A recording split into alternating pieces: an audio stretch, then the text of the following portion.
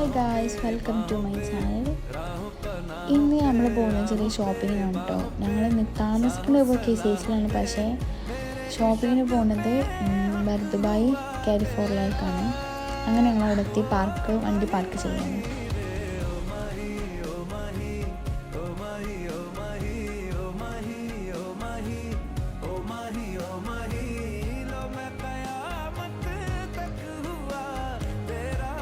അങ്ങനെ ഞങ്ങൾ അവിടുത്തെ മാക്സിലാണ് കയറിയത്. മാക്സിൽ അങ്ങനെ കളക്ഷൻസൊക്കെ കുറവായിരുന്നു. തൽക്കാലം ഒരു ഷർട്ട് എടുത്ത് പോന്നു.